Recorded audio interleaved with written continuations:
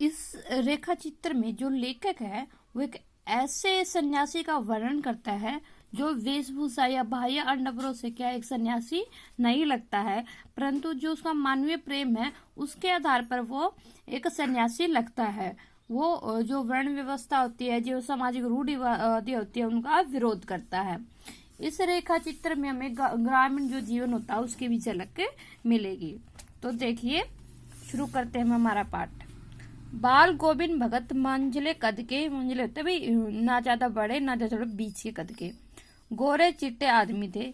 60 से ऊपर के होंगे। बाल पक गए थे, लंबी दाढ़ी और जटा जूट तो नहीं रखते थे, किंतु हमेशा उनका चेहरा सफेद बालों से ही जगमगा के रहता।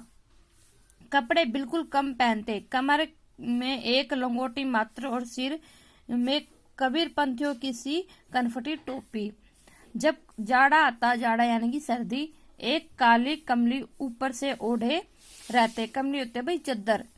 मस्तक पर हमेशा चमकता हुआ रामानंदी चंदन, जो नाक के एक छोर से ही औरतों के टीके की तरह शुरू होता। गले में तुलसी की जड़ों की एक बेडोल माला बांधे रहते।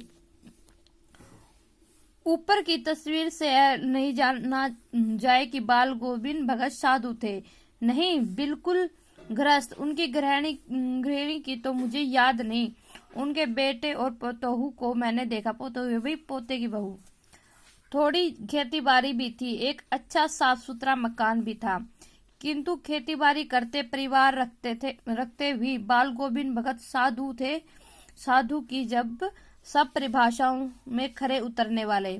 कबीर को साहब मानते थे, उन्हीं के गीतों गाते थे, उन्हीं के आदेशों पर चलते, कभी झूठ नहीं बोलते, खरा व्यवहार रखते, किसी से भी दो टुक बात करने में संकोच नहीं करते, न किसी से खामखा झगड़ा मोल लेते, किसी की चीज नहीं छूते, न बिना पूछे व्यवहार में लाते। इस नियम को कभी कभी इतनी बारीकी तक ले जाते कि लोगों को कौतूहल होता। कभी वे दूसरों के खेत में सोच के लिए भी नहीं बैठते। वह गृहस्थ थे, लेकिन उनकी सब चीज साहब की थी। जो कुछ खेत में पैदा होता सिर पर लाद कर पहले उसे साहब के दरबार में ले जाते, जो उनके घर से 4 कोस दूर पर था। एक कबीरपंथी मठ से मतलब यह दरबार में भेंट रूप रख लिया। जाकर प्रसाद रूप में जो उन्हें मिलता उन्हें घर ले आते और उसी से गुजर चलाते। इन सब के ऊपर मैं तो मुक्त था। उनके मधुर गान पर जो सदा सर्वदा यानी कि हमेशा ही सुनने को मिलते। कबीर के वे सीधे साधे पद जो उनके कंठ से निकलकर सजीव हो उठते।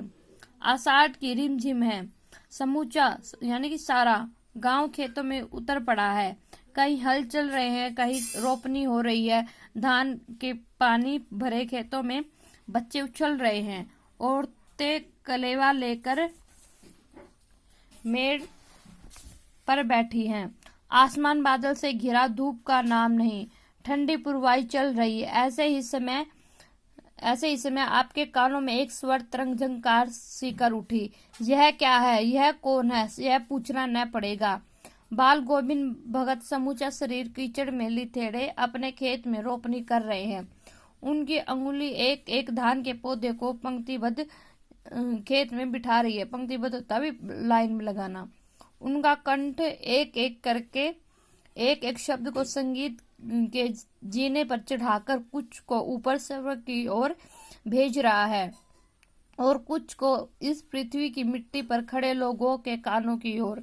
बच्चे खेलते हुए झूम उठते हैं। मेड़ पर खड़ी औरतों की होंठ कांप उठते हैं। वे गुनगुनाने लगती है। हलवाओं के पैर ताल से उठने लगते हैं। रोपनी करने वालों की उंगलियां एक अजीब क्रम में चलने लगती हैं।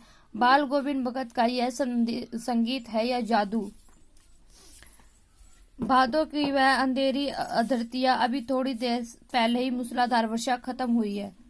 बादलों की गरज, बिजली की तड़प में आपने कुछ नहीं सुना हो, किंतु अब झिल्ली की झंकार या धादुरों की टर बाल गोविंद भगत के संगीत को अपने कोलाहल में डुबो नहीं सकती। उनकी खंजड़ी डिमक डिमक बज रही है। वे गा रहे हैं। गोदी में पियावो, चमक उठे सखिया, चीकू उठे ना।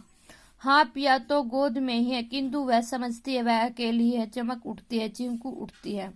उसी भरे बादलों वाले भादों की आधी रात में उनका यह गाना अंधेरे में एक अकस्मात कौंध उठने वाली बिजली की तरह किसी ने चौंका देता है। अकस्मात हो तो भी अचानक ही। अरे अब सारा संसार निस्तब्धता में सोया है।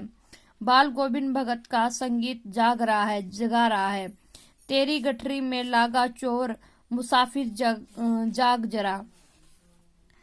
कार्तिक आया नहीं कि बाल गोविंद भगत की प्रभातियां शुरू हुई, जो फागुन तक चला करती। इन दिनों वह सवेरे ही उठते, न जाने किस वक्त जाकर वह नदी स्नान को जाते, गांव से 2 मील दूर। वहां से नहा धोकर लौटते और गांव के बाहर पोखरे के ऊंचे बिंडे पर अपनी खंजरी लेकर जा बैठते और उन्हें अपने गाने टेरने लगते। मैं शुरू से ही देर तक सोने वाला हूँ, किंतु एक दिन माँ की उस दांत किटकिटाने वाली भोर में भी उसका संगीत मुझे पोखरे पर ले गया था। अभी आसमान में तारों के दीपक बुझे नहीं थे। हाँ, पूर्व में लोही लग गई थी, जिसकी लालिमा को शुक्र तारों और बढ़ा रहा था। खेत, बगीचा, घर सब पर कोहसा छा रहा था। सारा वातावरण अजीब रहस्य में आवृत मालूम पड़ता था। उस रहस्यमय वातावरण में एक कुश की चटाई पर पूरब मुँह काली कमले ओढ़े बाल गोविंद भगत अपनी खंजड़ी लिए बैठे थे। उनके मुंह से शब्दों का तांता लगा था। उनकी अंगुलियां खंजड़ी पर लगातार चल रही थी। गाते गाते इतने मस्त हो जाते, इतने मसरूर में आते, उत्तेजित हो उठते कि मालूम होता अब खड़े हो जाएंगे। कमली तो बार बार सिर से नीचे सरक जाती। मैं जाड़े से कंपा रहा था, किंतु तारे की छाव में भी उनके मस्तक में श्रम बिंदु जब तक चमक ही पड़ते हैं। इससे आगे का जो रेखा चित्र हुई उसको हम कल पढ़ेंगे। धन्यवाद।